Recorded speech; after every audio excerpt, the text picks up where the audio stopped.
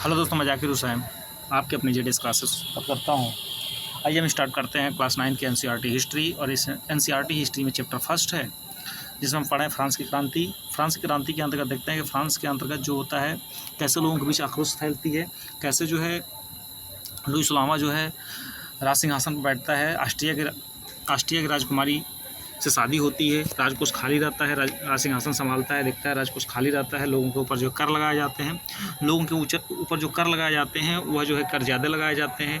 उसके बाद जो है लोगों को वोट देने का अधिकार नहीं होता है। किस प्रकार से लोगों के बीच जो होती है आक्रोश फैलती है, लोग जो है जा करके क्या करते हैं, तोड़ फोड़ करते हैं और सारे धनों को लूटते हैं। इस प्रकार से जो होती है सहमति बैठती है और सहमति होने के बाद जो होता है लोग जो है संविधान बनाने को तैयार होते हैं। लेकिन उस संविधान के अंतर्गत भी जो होता है कुछ लोगों को, महिलाओं को, 25 वर्ष से कम उम्र की महिलाओं को, बेरोजगारों को, बच्चों को इसमें शामिल नहीं किया जाता है। तो इसमें हम देखते हैं कि फ्रांस में राजतंत्र का उन्मूलन कैसे होता है और गणतंत्र की स्थापना कैसे होती है, कैसे फ्रांस के अंतर्गत जो होती है राजतंत्र को समाप्त किया जाता है और गणतंत्र लाया जाता है। इसके ऊपर जो है हम देखते हैं। तो बात उस समय है कि जब फ्रांस की स्थिति जो थी कई वर्षों तक जो थी तनावपूर्ण बनी रही, तो लुई सुलामा संविधान पर हस्ताक्षर कर दिए थे। लेकिन लुई सुलामा नहीं चाहता था कि जो है संविधान पर हम क्या करें, हस्ताक्षर करें।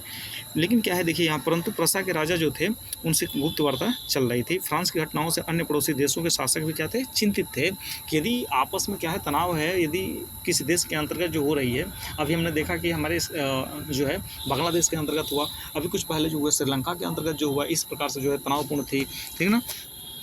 उनके जो है राजभवन में घुस जाना और ये सारी चीज़ें तोड़ फोड़ करना, लूट लेना, ये सारी चीज़ें देखने को मिली। तो इस प्रकार से जो फ्रांस के अंतर्गत जो चल रहा था, तो आसपास के पड़ोस के जो लोग थे, जो राजा थे, वो क्या थे, तनावपूर्ण में थे, चिंतित थे। बात है कि 1789 में गर्मियों के बाद होने वाली ऐसी घटनाओं को नियंत्रित करने के लिए शासकों ने क्या किया, सेना भेजने को योजना बना ली।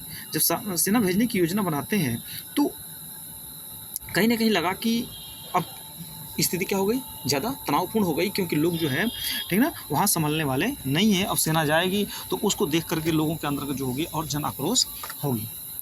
तो होता क्या है कि जब योजना बना लिया जाता है तब तक योजना पर अमल होता है।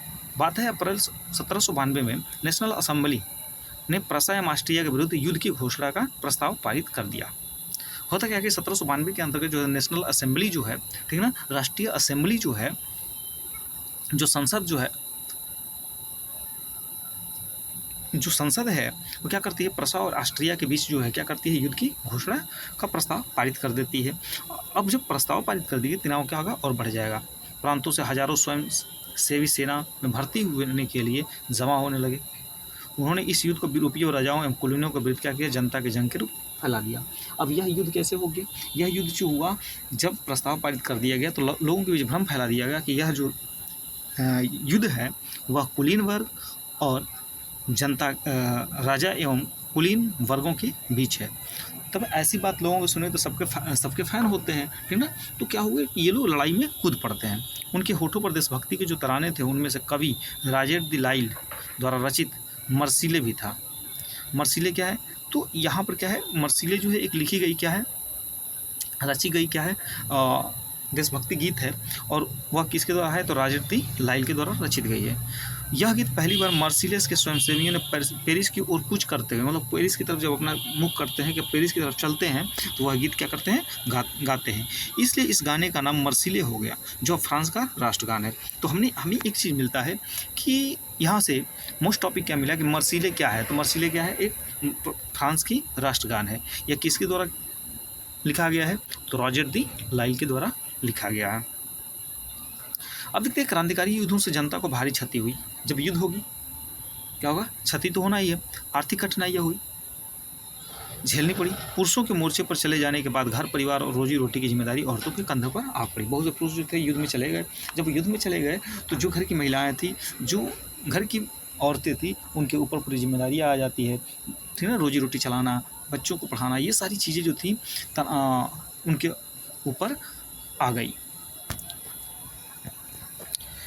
क्रांति के सिलसिले को आगे बढ़ाने की ज़रूरत है, क्योंकि 1791 में संविधान में सिर्फ अमीरों को ही राजनीतिक अधिकार प्राप्त थे।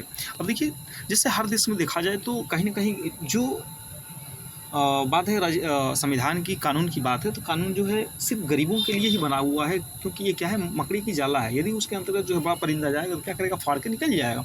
लेकिन छोटे जो कीड़े मकोड़े होते क्या होते हैं, फंस जाते हैं। तो जस्ट लाइक जो होता है यहाँ पे जो है, वैसे ही संविधान जो बना था वहाँ पे, वह अमीरों के राजनीतिक का अधिकार प्राप्त हो गए थे। सिर्फ अमीरों को ही राजनीतिक प्राप्त थे। लोग राजनीतिक क्लबों में आ जा सकते थे, जमा कर राजनीतिक नीतियों को अपना कार्य योजना पर बहस करते थे। इनमें से जैकोबिन क्लब सबसे पहले सफल था, जिसका नाम पेरिस के भूतपूर्व convent of the Saint Jacob के नाम पे पड़ा था। अब देखिए, राजनीतिक समूह का जो अड्डा बन गया था, इस पूरी अवधि के लिए महिलाएं भी सक्रिय थी और उन्होंने भी अपने क्लब बनवा लिए और इधर, ठीक है ना।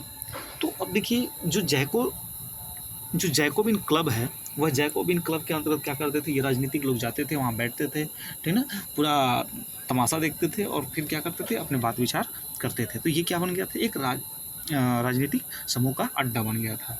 तो जैकोबिन क्या था, तो जैकोबिन हमने देखा क्या है कि जैकोबिन जो है वह पेरिस के अंतर्गत जो है राजनेताओं के लिए बैठने का क्या है, एक अड्डा है। यदि बात करें जैकोबिन क्लब में सदस्य मुख्य रूप से कौन कौन से थे, समाज के कम समृद्ध हिस्से से आते थे। इनमें छोटे दुकानदार, कारीगर, जूता बनाने वाले, पेस्ट्री बनाने वाले, घड़ी साज, छपाई करने वाले, नौकर, दिहाड़ी मजदूर शामिल थे। यहाँ पर आते थे ये लोग, अपना अड्डा बना लिए थे। उसका नेता कौन था, तो जो जैकोबिन क्लब का जो नेता था, जो इसमें जाते थे, वह था मैक्सिमिलियन रोबेस्पियर। अब देखिए, जैकोबिन के एक बड़े वर्ग ने गोदी कामगारों की तरह धारीदार लंबी पतलून पहनने का निर्णय लिया। ऐसी समाज उन्हें फेस प्रस्त वर्ग, खासतौर से घुटने तक पहने जाने वाले, ठीक है ना, ब्रिचेस, घुटना पहनने वाले कुलीनों से खुद को अलग करने के लिए एक ब्रिचेस बांधने वाले कुलीनों के सस्ता समाप्ति का ऐलान कर दिया। मतलब कहने का मतलब क्या था कि ये जो कुलीनों से क्या करना चाहते थे, ये लोग अपने आप को अलग करना चाहते थे। मतलब उनके जैसे पहनावा नहीं पहनना चाहते थे। जब मतलब इन लोगों का ये था कि हम ऐसे कपड़े पहने कि हमारी एक पहचान ही हो जाए, अलग ही पहचान हो जाए, दूर से ही देख करके क्या हो जाए, पता चल जाए। हम देखते हैं कि हमें एक मोस्ट टॉपिक मिलता है क्या, जैकोबिनो को क्या कहा जाता है, 100 कुलात के नाम से जाना गया, जिसका शाब्दिक अर्थ क्या होता है, बिना घुटने वाले। जैकोबिनो को 100 कुलात के नाम से जाना गया, जिसका अर्थ क्या है, बिना घुटने वाले। 100 कुलात पुरुष लाल रंग की टोपी भी पहनते थे, स्वतंत्रता का प्रतीक थी, लेकिन महिलाओं को ऐसा करने की अनुमति नहीं थी। तो ये पूछा जाए कि जो फ्रांस के अंतर्गत जो है ये लाल टोपी पहनने वाले पुरुष थे, वो किस थे, तो 100 कुलात के अंतर्गत आते थे, ठीक ना। और ये किसकी प्रतीक थी, तो स्वतंत्रता की प्रतीक थी।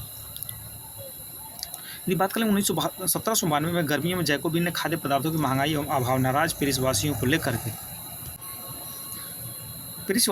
एक विशाल हिंसक विद्रोह की योजना बनाई जाती है और 10 अगस्त की सुबह उन्होंने ट्यूलेरिये के महल पर क्या कर दिया, धावा बोल दिया जाता है और राजा के रक्षकों को मार डाला जाता है।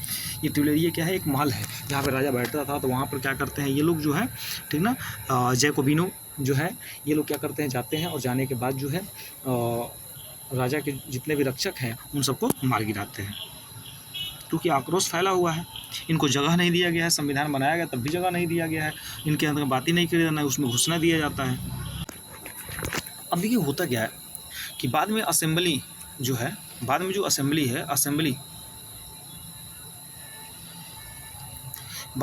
ने शाही परिवार को जेल में डाल देने का प्रस्ताव पारित किया। अब क्या हुआ, जो नए चुनाव कराए गए, फिर से क्या कराया गया, नए चुनाव कराया जाएगा और इसमें जैकोबिन क्लब के अंतर्गत जितने भी मोची थे, पालिश करने वाले थे, ठीक है, दुकानदार थे, कामगार थे, ये लोग जितने भी लोग थे, अब इनको जगह मिलेगा, क्योंकि उसमें जो था कुलीन वर्ग के ही लोग थे, बाकी लोगों को नहीं जगह दिया गया था। बाकी लोगों को जो है काम करने के लिए छोड़ दिया गया था, सिर्फ काम करेंगे, ठीक है ना, बाकी उसका मौज करेंगे वो लोग कुलीन वर्ग वाले। तो इसमें क्या है कि अब नए चुनाव कराया जाता है। 21 वर्ष से अधिक उम्र वाले सभी पुरुष, चाहे वो उनके पास संपत्ति हो या नहीं हो, को मतदान का अधिकार दिया गया। देखिए ये कितनी बेस्ट है। जब उन्होंने आंदोलन कर दिया, जब वो पूरी तरीके से जो है अपने आप को निडर, बोल्ड रूप से आ गए, तो अब जो लगा कि राजाओं को लगा कि नहीं इनकी बातों को मान लेना चाहिए, क्योंकि यहाँ पर देखिए असेंबली में शाही परिवार को क्या कर देते हैं, ये लोग जेल में डाल देते हैं। कौन, ये जैकोबिन वाले। तो अब इनको लग गया है कि नहीं, अब तो डरने की बात है। तो क्योंकि पहला जो संविधान बना था उसमें यही लिखा गया था कि 25 वर्ष से अधिक के लोग ही जो है वोट दे पाएंगे, और उसमें भी जो है कौन, कुलीन वर्ग वाले। लेकिन इसमें अब देखिए 21 वर्ष से अधिक वाले और उसमें क्या लिखा गया था कि केवल संपत्ति वाले ही लोग वोट देंगे, लेकिन इसमें क्या बनाया जाता है कि चाहे वो संपत्ति होगी या नहीं होगी, वोट देने का अधिकार होगा, मतदान करने का अधिकार होगा। नवनिर्वाचित असेंबली को कन्वेंस का नाम दिया गया। क्या नाम दिया गया? और नई असेंबली जो की जाती है उसे कन्वेंशन नाम दिया जाता है। 21 सितंबर 1992 को इनके राजतंत्र का अंत कर दिया गया और फ्रांस को एक गणतंत्र घोषित। तो हमने क्या देखा कि फ्रांस में राजतंत्र कब समाप्त होता है? 21 सितंबर 1792 को हो जाता है। और कब घोषित, कि जब हो जाता है तो उसी समय जो होता है गणतंत्र घोषित किया जाता है। तो हमने देखा कि किस प्रकार से जो है राजतंत्र का उन्मूलन किया जाता है, गणतंत्र को कैसे की जा रही है। अब देखिए यहाँ पे कह रहे हैं कि जैसा कि आप जानते हैं गणतंत्र सरकार का वह रूप होती है। गणतंत्र क्या होती है? सरकार का वह रूप होती है जहाँ सरकार एवं उनके प्रमुख का चुनाव जनता करती है, बल्कि यह वंशानुगत न होकर के क्या होती है, ठीक ना, यह लोगों के द्वारा जो होती है चुनाव की जाती है। अब यहाँ पे देखते हैं कि स्वतंत्र लिबर्टी क्या है। दो परस्पर विरोधी विचार। क्रांतिकारी पत्रकार कैमिल डेसमिल्स ने 1793 में लिखा था, ठीक ना, कि स्वतंत्रता हमें चाहिए, लेकिन उसको क्या होता है कि आतंक राज था, राजतंत्र की वजह से जो उसको फांसी दे दी जाती है। और लोगों का मानना कि स्वतंत्रता एक शिशु के समान होती है, आज़ादी क्या होती है? एक बच्चे के समान होती है। जैसे बच्चा जो होता है कुछ भी करता है, किसी के सर पे टॉयलेट भी कर देता है, उसके सर पे बिठा लीजिएगा, ठीक ना, आपको दांत भी काट लेगा, हैं। तो वैसे ही मतलब करें कि स्वतंत्रता जो होती है शिशु के समान होती है, जिसे परिपक्व होने तक अनुशासन की अवस्था से गुजरना आवश्यक होता है। पर सत्य कुछ और है। स्वतंत्रता सुख, शांति, विवेक, समानता, न्याय एवं अधिकारों का घोषणा पत्र है।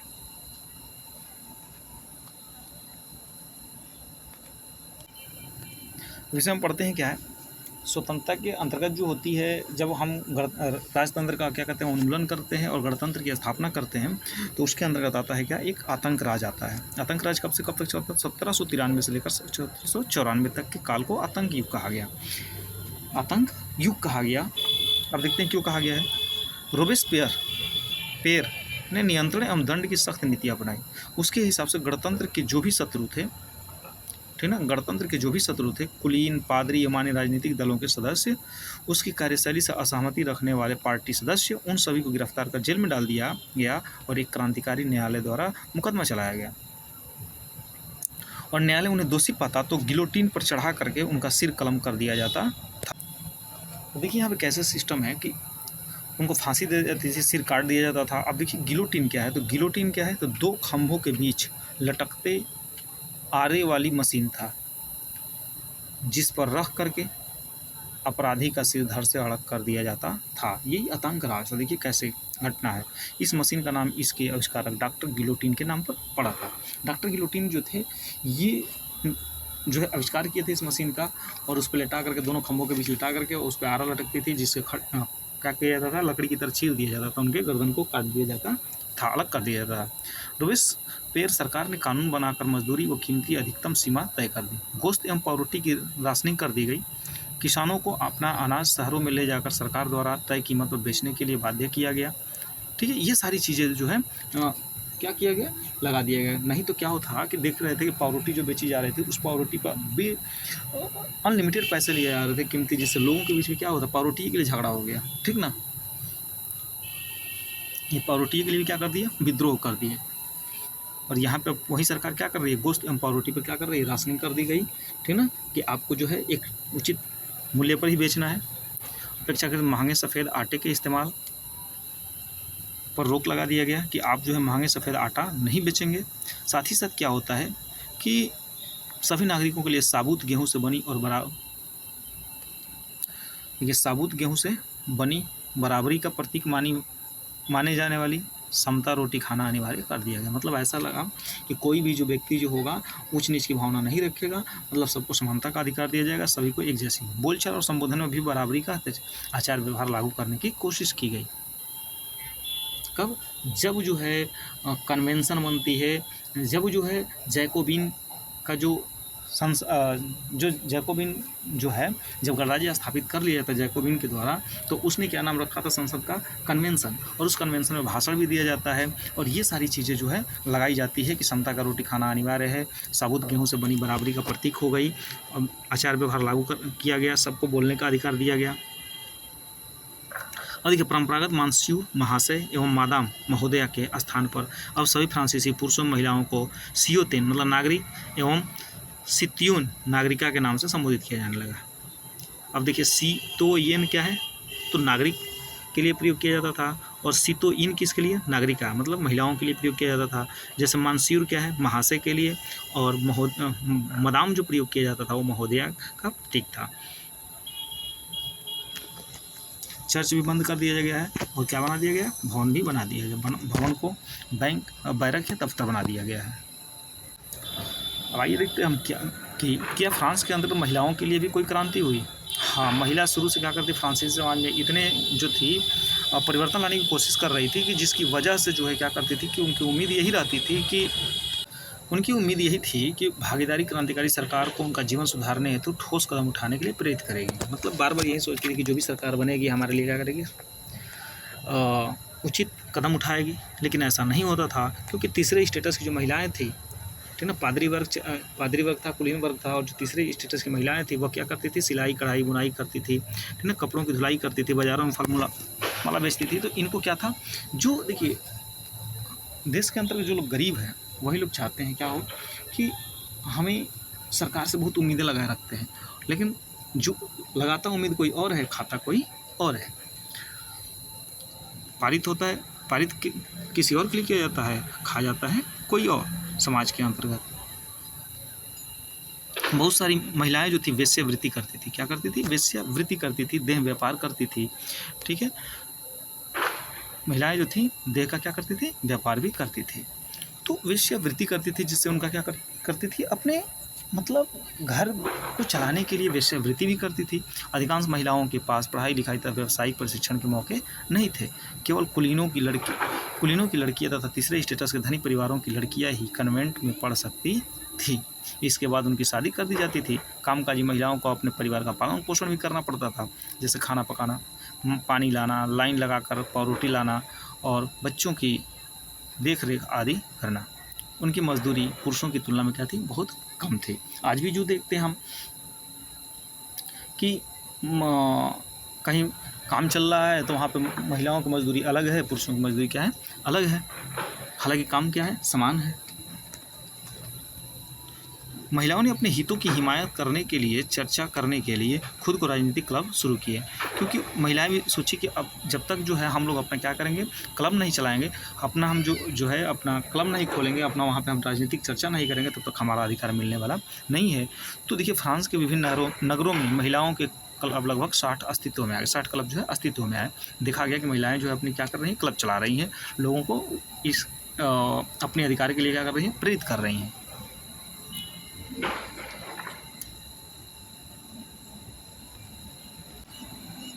यहाँ पर हम देखते हैं कि सबसे मशहूर फ्रांस की क्रांति में सबसे मशहूर जो क्लब था महिलाओं के लिए वो कौन था, the society of revolutionary and the Republican women, सबसे मशहूर क्लब था। ठीक है, तो जो 60 क्लब खोला गया था उसका 60 क्लब में सबसे मशहूर क्लब ये था। उनकी प्रमुख मांग यही थी कि महिलाओं को पुरुषों के समान राजनीतिक अधिकार प्राप्त हो। महिलाएं इस बात से निराश हुई कि 1791 संविधान में उन्हें निष्क्रिय नागरिक का दर्जा दिया गया कि महिलाएं एक्टिव नहीं है, ठीक ना। अब घर में कह दीजिए पूरे काम कर रही है, महिला कह दीजिए क्या कर रही है, महिला जो है काम नहीं करती है, निष्क्रिय नहीं है। तो सोचिए कैसा लगेगा कि जो महिलाएं जो काम कर रही हैं उसको निष्क्रिय बताया जाए समाज के अंतर्गत, तो फिर तो महिला बर्दाश्त करने नहीं कर सकती। तो महिलाओं में ने मताधिकार, असेंबली के लिए चुने जाने तथा राजनीतिक पदों की मांग रखी। इसलिए उन्होंने कहा कि नहीं, अब हमें भी तुम क्या करो, अपना स्थान, बराबरी स्थान दो, हमें भी राजनीतिक में जगह दो, तब हम महिलाएं बताएं कि हम क्या कर सकती हैं। तब उनको लगा, तभी नई सरकार को भी लगा कि उनका हितों का प्रतिनिधित्व हो पाएगा जब उनको क्या दिया जाएगा, स्थान दिया जाएगा। अब देखिए जब सरकार जो इसमें जगह देती है तो प्रारंभ में क्या हुआ कि क्रांतिकारी जो सरकार ने महिलाओं के लिए क्या किया, जीवन में सुधार लाने वाले कानून लागू कर दिए। क्या क्या लागू किया, सरकारी स्कूलों की स्थापना के साथ ही सभी लड़कियों की स्कूली शिक्षा को अनिवार्य कर दिया कि सभी लड़कियों को क्या दिया जाए, शिक्षा दी जाए। पिता उन्हें उनकी मर्जी के खिलाफ शादी के लिए बाध्य नहीं कर सकते, बहुत बेस्ट। ठीक है, शादी को स्वैच्छिक अनुबंधन माना गया। ठीक है, और देखिए कानूनों के तहत उनका पंजीकरण किया जाने लगा। तलाक को कानूनी रूप दे दिया गया। जब सरकार जो है इनको मान्यता दे देती है तो मर्द और औरत दोनों को ही इसकी अर्जी देने का, मतलब तलाक देने का क्या करते हैं, अधिकार है। मर्द पुरुष भी दे सकता है, महिला भी दे सकती है। अब महिलाएं व्यावसायिक प्रशिक्षण भी ले सकती थी, स्किल डेवलप कर सकती थी, अपना कलाकार बन सकती थी और छोटे मोटे व्यवसाय भी चला सकती थी। फिर भी राजनीतिक अधिकारों के लिए महिलाओं का संघर्ष जारी रहा। इतनी चीज़ लिख दी गई, ठीक है ना। लिखना अलग बात हो गया और लागू करना अलग बात हो। मतलब क्या है कि ऊपर से देखना और ग्राउंड लेवल पे उसको फील करना, ये दोनों चीज़ क्या है, अलग अलग है। राज्य के दौरान, आतंक राज के दौरान सरकार ने महिला क्लबों को बंद करने और उनकी राजनीतिक गतिविधियों पर लगाने का क्या कर दिया, कानून लागू कर दिया। कई जानी मानी महिलाओं को गिरफ्तार भी कर लिया गया, उनमें से कुछ को फांसी पर भी चढ़ा दिया गया। ठीक है, क्योंकि जैसे सरकार है, सरकार चलाती है, यदि ज़्यादा सरकार के क्षेत्र में उछलेंगे, सरकार को लगेगा कि आपसे नुकसान है, सरकार आपको फांसी भी दिला सकती है। क्योंकि सरकार जो है अपनी कुर्सी के लिए कुछ भी करा सकती है, चाहे क्यों कोई भी हो। क्योंकि शुरू से ही देखा जा रहा है, प्रारंभ से ही देखा जा रहा है, चाहे वो राजघराना था, चाहे वो कोई भी शासक था, चाहे प्राचीन शासक के अंतर्गत देखा जाए, कि वह घर पे ही जो है अपने खानदानों में ही कत्लेआम करते आ रहे गद्दी के लिए। तो यहाँ पे देखते हैं कि अंतस फ्रांस के अंतर्गत 1946 अंतस सन 1946 में फ्रांस की महिलाओं को मताधिकार हासिल हो गया। अब देखिए दास प्रथा का उन्मूलन, दास प्रथा को कैसे खत्म किया जाए। अब देखिए दास प्रथा, अब सरकार किस पर काम कर रही है, दास प्रथा पर, जो जैकोबिन शासन के क्रांतिकारी हैं, सामाजिक सुधारों में से एक था। मतलब उनकी अधिकारों में ये भी डाला गया था, उनके लिस्ट में ये भी डाला गया था कि जो गुलामी प्रथा है इसको भी क्या करना है, खत्म करना है। अब देखिए इसमें क्या जो था कि तंबाकू, नील, चीनी एवं काफ़ी जैसी वस्तुओं को महत्वपूर्ण आपूर्ति करता थे। कौन थे, तो यहाँ पे हम देखते हैं, देखिए कहा क्या रहा है यहाँ पे, कैरिबियाई उपनिवेश जो हैं, कैरेबियन के लोग, ठीक है ना, वो मार्टिनी, गॉडेलोप और सैन डोमिंगो, ये उपनिवेशक हैं। तीनों लोग ये करते क्या थे, तंबाकू, नील, चीनी एवं काफ़ी जैसी वस्तुओं का महत्वपूर्ण आपूर्ति करता थे। ये लोग क्या करते थे, उसको पूरा करते थे। अपरिचित, उसके बाद देखा जाए कि अपरिचित एवं दूर देश जाने और काम करने के प्रति यूरोपियों की अनिच्छा का मतलब था कि बागानों में श्रम की कमी, ठीक है। वो लोग सोचते थे कहीं ना कहीं हम दूर काम करने जा रहे हैं, तो कहीं ना कहीं क्या है, बागानों में क्या है, कमी है, बागानों में श्रम की कमी है, इसकी वजह से जो है आपूर्ति नहीं हो रहा है। तो इस कमी को यूरोप, अफ्रीका एवं अमेरिका के बीच त्रिकोणीय दास व्यापार द्वारा लागू किया गया। दास व्यापार द्वारा क्या कर दिया जाता है, लागू कर दिया जाता है। दास व्यापार 17वीं शताब्दी में शुरू हुआ। मतलब 17वीं शताब्दी में शुरू हो जाता है कि दासों को लाया जाता है, मतलब लोगों को लाया जाता है और दास बना करके रख लिया जाता है। ठीक है, फ्रांसीसी सौदागर बोर्दे नान्ते बंदरगाह ने अफ्रीका तट पर जहाज ले जाते थे। वहाँ भी स्थानीय सरदारों से दास खरीदते थे। मतलब जो वहाँ के सरदार होते थे उनसे क्या करते थे, वहाँ के लोगों को खरीदते थे और अपने यहाँ लेकर के चले आते थे। क्यों लेकर आते थे, उनको लगा कि हमारे यहाँ जब बार बार कमी हो जा रही है, ठीक है ना, तंबाकू की कमी हो रही है, काफ़ी की कमी हो रही है, तो क्यों ना हम क्या करें कि जो दास है, गुलाम है, ठीक है ना, जो नौकर हैं, उनको हम खरीद करके ही लाएँ और हम क्या करें, अपने बागानों में काम कराएं, जिससे हमारी क्या हो, क्षतिपूर्ति होती रहे। तो देखिए दासों को दाग कर, हथकड़ियाँ डालकर अटलांटिक महासागर के पास, ठीक है ना, पार करके कैरिबियाई देशों के 3 माह की लंबी समुद्री यात्रा के लिए जहाज़ों में ठूस दिया जाता था। मतलब देखिए फ्रांसीसी सौदागर कहाँ जा रहे हैं, फ्रांसीसी सौदागर जो है अफ्रीका के तट पर जा रहे हैं। जाने के बाद क्या करते हैं, वहाँ से जो अफ्रीका के जो दास हैं उनसे क्या करते हैं, सरदार हैं, उनसे दासों को खरीदते हैं। उसके बाद उन दासों को दागा जाता है, मतलब निशान लगा दिया जाता है कि यहीं जो है क्या है, हमारा गुलाम है, दास है, नौकर है, और हथकड़ी डाल दिया जाता था। उसके बाद अटलांटिक सागर को पार करके जो है उनको कहाँ लाया जाता था, 3 माह की समुद्री यात्रा की जाती थी और उसके बाद जो है उनको अपने यहाँ लेकर के चले जाते थे फ्रांस के अंतर्गत। वहाँ पर उन्हें अब क्या करते थे, बागान मालिक जो होते थे, ये सौदागर लेकर जाते थे, बागान मालिकों क्या करते थे, उन दासों को बेच देते थे। अब देखिए दास इतने मेहनत करते थे, इतने कड़ी मेहनत करते थे, क्योंकि इनको प्रताड़ित भी कहा जाता था। तो जब दास कड़ी मेहनत के बल पर क्या करते थे, यूरोपीय बाजार जो था, उस यूरोपीय बाजार के अंतर्गत चीनी, काफ़ी, नील की बढ़ती मांग को पूरा करना संभव हुआ। बोर्दे और नान्ते जैसे बंदरगाह फलते फूलते दास व्यापार के कारण ही समृद्ध नगर बन गए। 18वीं सदी में फ्रांस में दास प्रथा की ज़्यादा निंदा नहीं हुई थी। नेशनल असेंबली में लंबी बहस हुई, क्योंकि व्यक्ति के मूलभूत अधिकार उपनिवेशों में रहने वाली प्रजा समेत फ्रांसीसी प्रजा को प्रदान किए जाए या नहीं दिए जाए, इस पर जो है बहुत लंबे समय तक बहस चलता है। अब देखिए यहाँ पे होता क्या है, दास व्यापार पर निर्भर व्यापारियों के विरोध में भय से नेशनल असेंबली में कोई कानून पारित नहीं किया जाता था। लेकिन 1794 आया, कन्वेंशन ने फ्रांसीसी उपनिवेशों में सभी दासों को मुक्ति का कानून पारित कर दिया कि सभी जितने भी दास हैं उनको क्या कर दिया जाएगा, आज़ाद कर दिया जाएगा। पर यह कानून एक छोटी सी अवधि तक ही लागू रहा। 10 वर्ष बाद नेपोलियन ने दास प्रथा पुनः शुरू कर दिया, मतलब पूरा खत्म नहीं कर दिया गया था। तो 10 वर्ष के बाद जो है नेपोलियन आता है, नेपोलियन क्या करता है, फिर दास प्रथा लागू कर दिया जाता है। फिर बागान मालिकों को अपने आर्थिक हित साधने के लिए क्या किया जाता है, अफ्रीकन की जो निग्रो जाति है, ठीक है ना, निग्रो जनजाति है, वहाँ के लोगों को गुलाम बनाने के लिए स्वतंत्रता मिल गई। और फ्रांसीसी उपनिवेशों ने अंतिम रूप से फिर जो फ्रांसीसी उपनिवेशों ने अंतिम रूप से फिर दास प्रथा का उन्मूलन 1848 में किया। अब यहाँ बात कर लेकिन निग्रो क्या है, तो निग्रो जो है अफ्रीका में सहारा रेगिस्तान के दक्षिण में रहने वाले क्या है, स्थानीय लोग हैं, जहाँ अपमानजनक शब्द है जिसका अर्थ प्रायः इस्तेमाल नहीं किया जाता है। निग्रो क्या है, मतलब एक हम कह सकते हैं नीची जाति के लिए यूज़ किया गया है।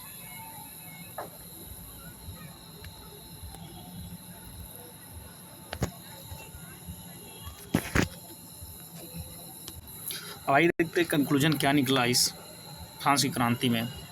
तो हमने देखा कि 1804 में नेपोलियन बोनापार्ट जो है खुद को फ्रांस का क्या करता है, सम्राट घोषित कर दिया जाता है। फर्स्ट क्वेश्चन आपको मिला कि नेपोलियन बोनापार्ट जो है फ्रांस का सम्राट कब घोषित किया गया, 1804 में।